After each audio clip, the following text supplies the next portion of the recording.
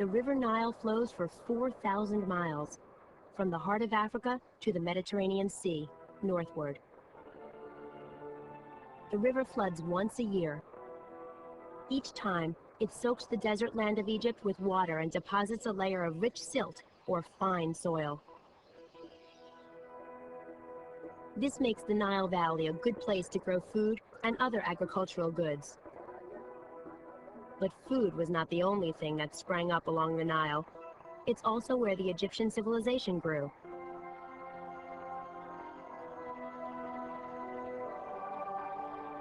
How did the Nile promote civilization?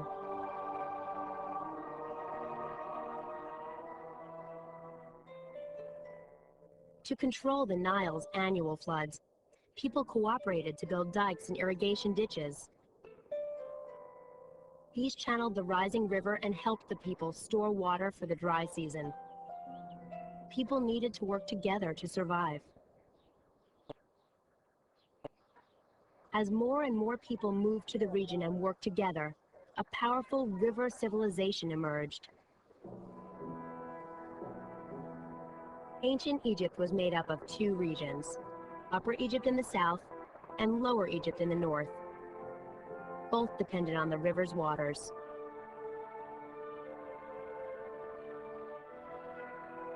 About 3100 BC, Menes, the king of Upper Egypt, united the two regions.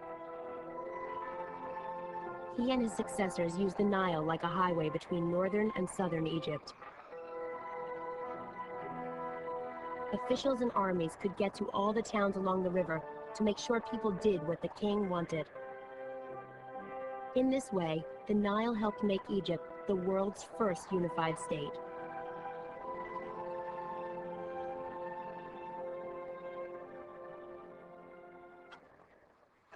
But the United States needed a bigger food supply to grow.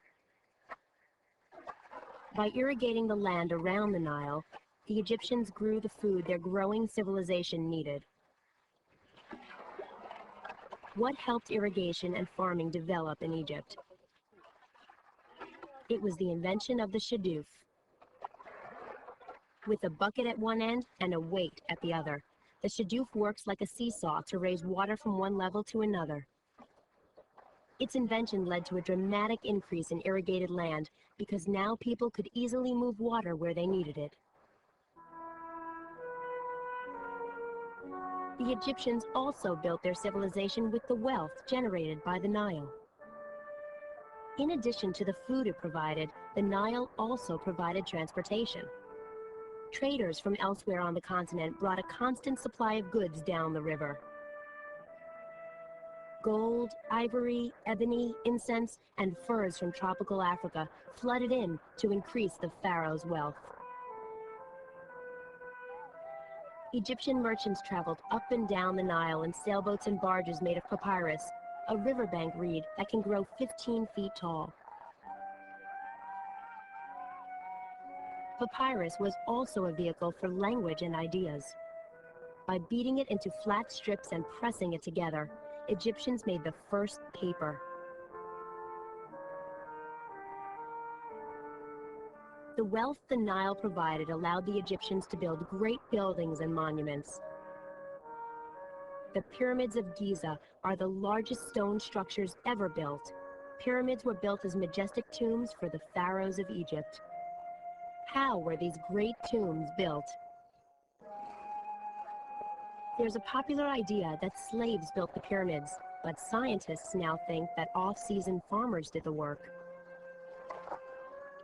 Driven from their land by the Nile's annual floods, the farmers were eager to earn a living during the 3 months when their fields were underwater. And they built the pyramids using mud from the Nile. The history of ancient Egypt as a river civilization is tied to the Nile. For 5,000 years, the statues of the pharaohs have stood guard over the river. They are enduring monuments to the river and the civilization it helped create.